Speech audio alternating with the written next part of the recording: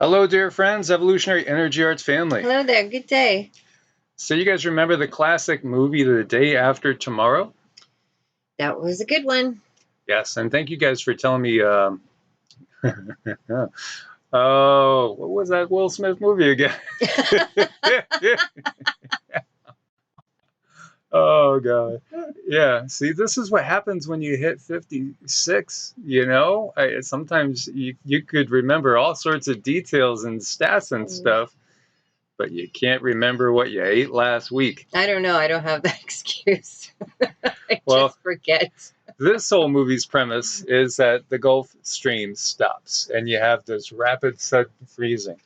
And, we do have cases of basically woolly mammoths that were frozen with their meal perfectly intact. We know this type of thing does happen by looking back into the past.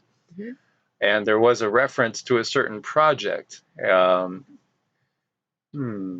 we'll talk about, which is in reference to looking through the glass to the past to see the future. And so we're going to go into that perhaps with a second video later on today. But yes, this is about the Gulf Stream shutting down. Then all of a sudden, there's these vortices that develop, and it's chaos. Overnight, New York City becomes like it's in Antarctica. And people literally just freeze solid when exposed to this sudden drop in temperatures. Pretty crazy, but we have seen recently tons of animals, from sheep to foxes to llamas to frogs. And now we have people, unfortunately. 21 runners dead. This is crazy. As extreme weather hits China Marathon, it's kind of reminding me in some ways about, the Texas, Oklahoma, Arkansas, Louisiana deep freeze that we had this winter. But this extreme weather hit an area during a race that was held near Bayan City, northwestern Gansu province, and a rescue operation was underway. The race had to be halted, and 21. Now these runners, I mean, gosh, they're in amazing shape. To be able to do marathons and all. 21 people killed after hail, freezing rain, high winds, hit runners taking part in a 100-kilometer cross-country mountain race in China. The runners who had been missing were found at 9:30 a.m. but lost their vital signs. Whoa, this is crazy. Now, again, most runners, obviously, they won't have too much extra padding to keep them warm. Most of these people doing the distance running, as we see here on Strange Sounds. This was an ultra marathon race in the mountains. And 100 kilometers is a long, long race. But it's the fact that they were hit by this bizarre weather. Again, our extremes are getting way, way more extreme. Way more extreme. And this was disastrous weather that they encountered. Crazy. What is your take on all this? Do you get anything from the guides on this? Is this completely natural, or is there any sort of artificial flavoring going on? No, it's not completely natural. And looking at these runners, maybe they didn't have extra padding, but they were in extremely good shape. Extremely good shape. So this isn't something that strikes me as natural at all. And I was seeing a laser kind of a thing hitting where they were running. I don't want to use too many vocabulary words, but definitely artificial flavoring on that one. Yeah, and don't forget the quakes that we had. There's been a lot of strange things going on. There are also, obviously, we're going to talk about the sun is going kind of crazy right now. The sun's waking up. It's like the sun was in a deep coma, and now all of a sudden it's running a race. It's just jumping to life. So, I find this really scary in some ways, because it gets me thinking about, again, what's going to be coming. And We have friends that are homesteading in places like Pennsylvania and West Virginia. I know of some good people in Kentucky and a lot of the northern areas there, and I know there's a lot of people that wouldn't consider Kentucky and West Virginia to be northern, but when you look back into time and we look at how about during the last glaciation, what was really growable? Well, as far as the continental U.S., really just a stretch between and a coastal stretch between Texas and Florida. Otherwise, there's not much that's going to be growing too too well. Now, how quickly will things change, especially when there is artificial flavoring going on? And somebody had sent me a link to a story that was put out, and it was talking about knowing and alien invasion was coming. And so, knowing that it was coming, the powers that be in the world were making the world colder because these ETs preferred heat. So, they were trying to make it less hospitable for the ETs were coming. Well, I always thought reptiles liked the warmth. Mm-hmm. Well, I think so, yeah. But they are already here. That's the That's thing, right. too. They've been here and they have technologies that will enable them to, live in any climate. I mean, I asked Cindy to ask the guides about, what they tell us about space, because everything is so distorted. How real is it? And you got that it's not really accurate. No, and then I don't even remember. Well, you got that it's not necessarily the temperatures that they're telling us about out there are not really accurate. The fact that it's not a vacuum, it's loaded with bacteria and viruses and other things. There's life force out there. It's not like we're given a picture of. As the pictures that's been painted for us are really pictures that are kind of meant to take us down, well, dead ends. Dead ends, red herrings abound. And so when we look at this, if we look at the flares, wow, look at that. Boom, boom, boom, boom, boom, boom, boom, boom, boom. Whoa. So watch the KP index start to really rise in the coming days. Many of you guys might feel very tired, lethargic. There's going to be a lot of downloads coming. That's one thing I've noticed when we have this higher activity. I definitely get downloads. As I shared with you guys, it really makes me feel tired, but then positive.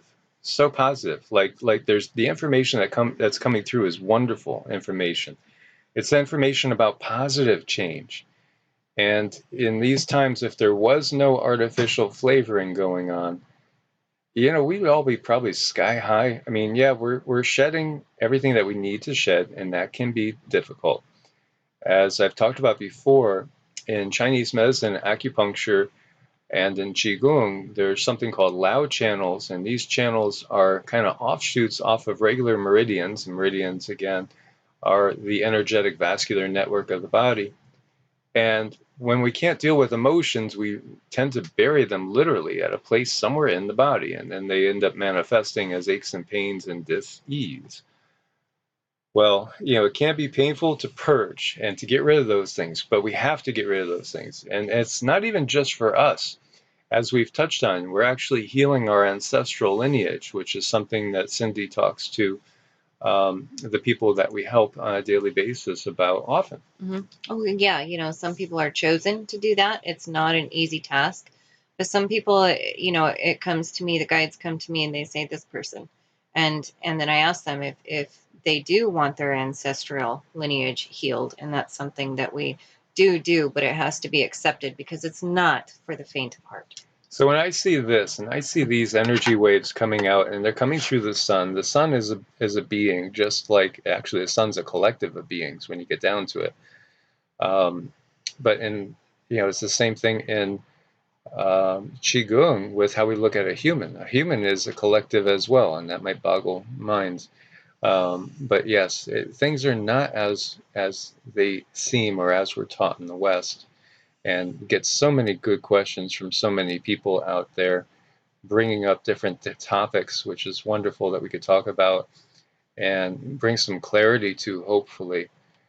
This is Prime Creator. This is God with the big G, trying to rectify situations and help its creation along its path in a natural way. And every single one of us is a very unique expression of source. And so when we realize that, then we realize just how precious every single being is on this planet and off this planet.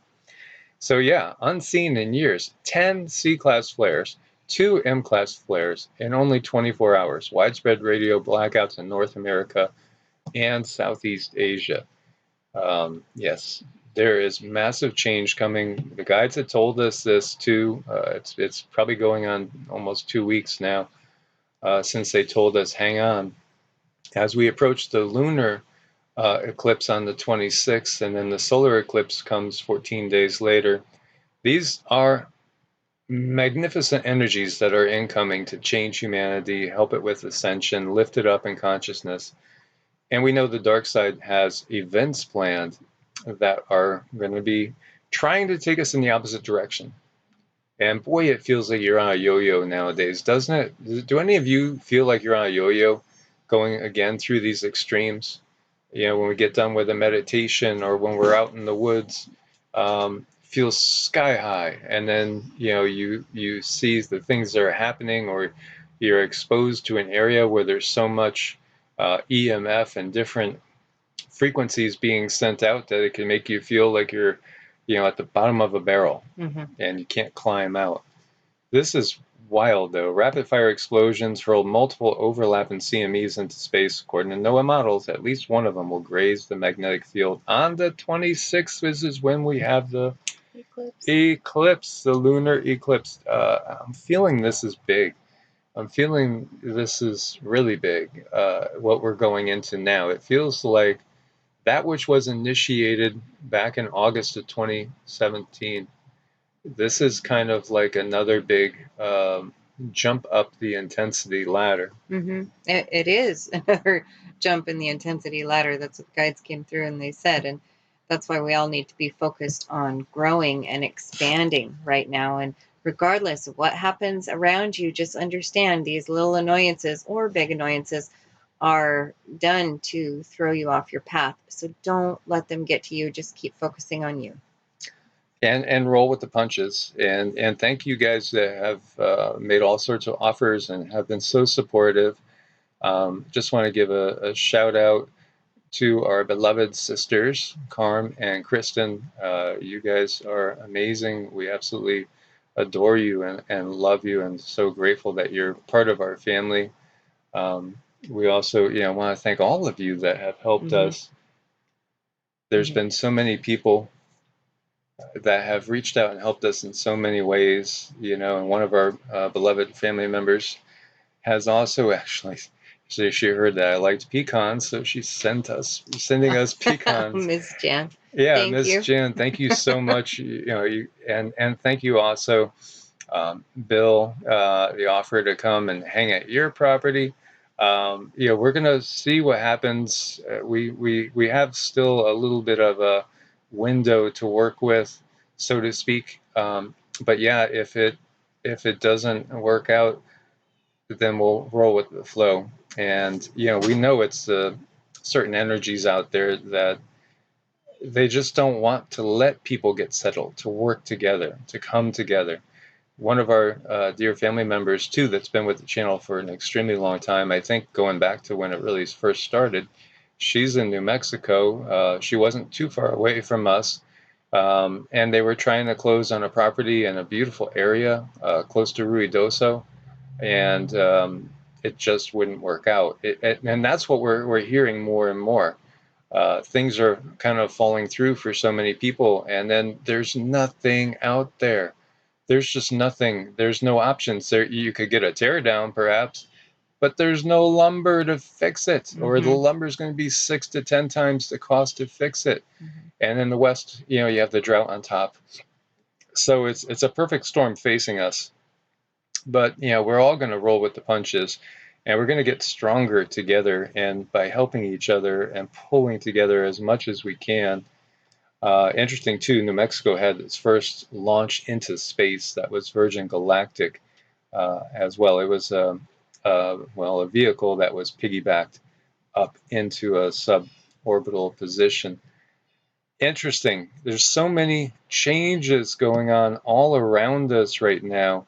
These radio bursts, again, we are getting that the likelihood that we're going to lose the grid is going up, up, up, at least for short periods at first before something more major comes. But it is on the horizon, guys. And then this eruption over in the Congo, it was dormant for 19 years. A lot of evacuations, thousands of people fleeing, actually crossing the borders. The lava flow, we had talked about this yesterday, is actually burning down structures in some areas. Some areas it seems like people are able to return to. And crazy stuff. And again, this is going to also add to the cooling effect, as all these volcanoes will, especially the ones closer to the equator. And the world's economy is suddenly running low on everything. It's anything but normal. And this is out of Bloomberg. Everybody is talking about this now. It's all over the mainstream. Of course, you guys that have been following channels like this, like Adapt, like Ice Age Farmer and others, you knew it was coming. Supply chain interrupted, and there's so many things you can't get now that there's shortages on. Like we were talking about the chicken shortages, and all the fast food places are having issues with that. Well, if you wanted to beat the heat and jump in the pool, there's chlorine shortages. Computer chips, that's dangerous too in some ways with security. And again, it's just gas prices rising sharply. Millions of Americans are expected to hit the road for some much. It's beyond me how we could be relying on chips from the fine dining ware country to basically work our most powerful weapons. And I would like to see none of those powerful weapons anywhere on Earth, as would the Galactics. Gas shortages, it goes on and on. Ketchup shortages and basically the small packets. Lumber, we've been talking about. Metals, oh yes. And many people were pointing out on the bag, what is that? That looks like a certain three numbers. Yeah, maybe sure. it is, maybe it's not. Is it? Predictive programming. Steel. And again, steel again when it's times of war, which is something that they've had planned and on the horizon. This is critical. When the weapons of war are damaged, there's going to be a need to repair and build new ones. The countries that have the steel, that have the equipment and have the resources, they're going to be the ones that are going to be able to keep moving forward, keep sustaining. And again, at the very top of this pyramid, this power pyramid, there's people that have the strings attached to their grubby little fingers that are controlling not only the leadership of what appears to be these individual countries, but also the corporations, which are actually higher on the food chain than the countries themselves. Mm-hmm. And we know there's profits to be made in times of WAR, absolutely for sure. And if you look anywhere, this is all people are talking about now: shortages. And we knew this was coming. We were warned by the guides. We have been warned for a while, and now things are starting to pop up to show us that, we need to be stocked. We need to be ready, spiritually ready. Mostly, I think that's the most important thing, is have your spiritual practice. Start to think about one, get one started, do your best. There's no cookie cutter way. Whatever way you do it is the way you do it. Just try to get one going. And we had talked about numbers and percentages, and the fact that about 60% is what we got as far as the people on Earth that have only known Earth, have only known 3 and 4D. They haven't experienced anything higher as far as the densities or any other life in other lifetimes on other planets. And these are basically the people that will kind of be going along with the mainstream, going along with the flow. They just don't know any better. They're easier herded into certain areas. And then we have also what are known as starseeds and wanderers from like the Law of One, light workers. These are souls that have experienced all sorts of things. And many of you are awakening to your past lives. There's a lot of you out there that can recollect parts of your past lives and know certain things. You just know, and that's know as in gnosis, where it's experiential because it's something that you've already been through. It's not like conjecture. As I see, many people, it's easy kind of to tell who has gone through and experienced more things, more lives in different areas, because there's kind of this a vibe of wisdom that comes off of them. They just know. They understand the bigger picture. They don't buy into any one particular dogma. They don't buy into dogma, period. And these are your people that they tend to be a little bit more spiritual, a little less religious as far as being wrapped up in the line of thinking that there's only one way, as if we all are eternal souls and we are all beings that are part of Creator itself, exploring its own creation. Then obviously there's many paths, and that's part of the whole journey. It's exploring it in every possible way, from every different possible point of view. And so, taking that into account, knowing that I was before I was in the body, I will be after I'm out of this body, if I leave this body, in the sense that this body doesn't ascend and become more of a light body itself. Then what is there really to fear? It's all about affecting positive change and guiding people into that unity consciousness, or if you want to call it Christ consciousness, because Yeshua being the christened one, a christened one, meaning christened meaning anointed. Where do they put that oil when they anoint you, right? They put it right on the third eye. That's the key to everything. Initiating the Kundalini, opening up the chakras, initiate the Kundalini. Kundalini flow activates and opens the third eye, and if your eye, the light of thine eye be single, the body will be full of light, and you will raise up. That's the bottom line. This is a consciousness battle going on. It's all about consciousness and ascension. So we need to keep that in mind, but still, we prepare for the physical as well, the physical challenges. But like Cindy said, your spiritual practice is the number one thing.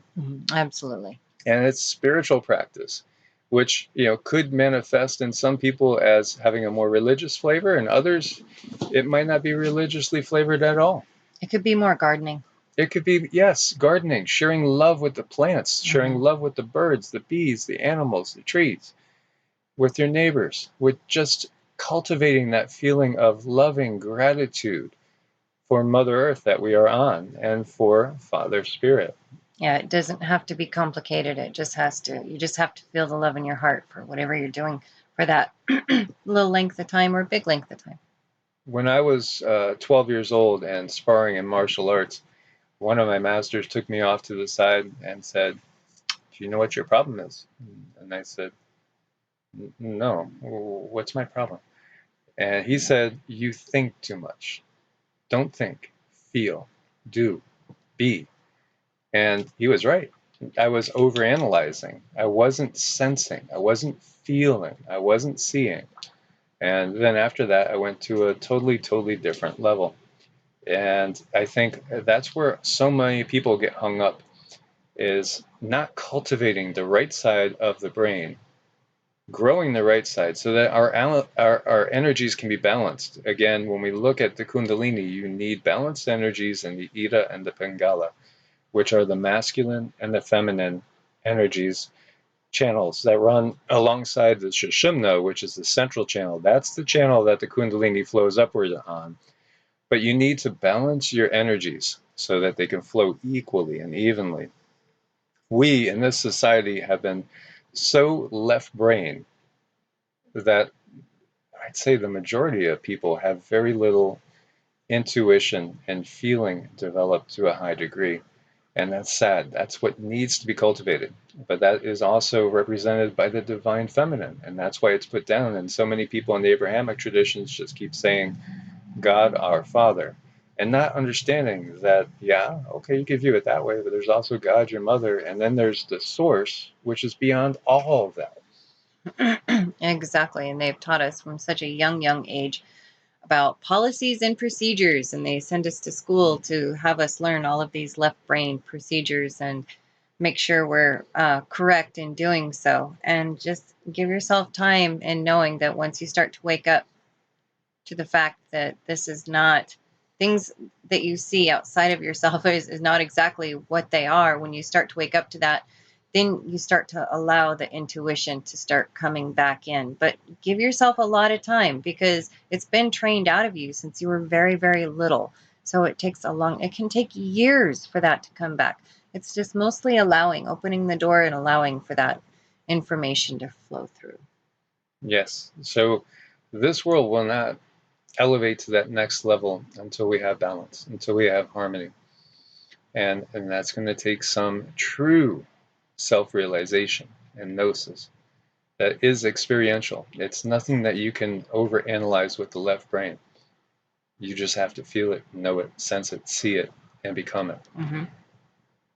Thank you guys for being part of the family. As always, make sure you're subscribed to both channels. Thanks for your support on Ko-Fi and Patreon. If you need to make an appointment, it's evolutionaryenergyarts@gmail or EEARTS@protonmail.com.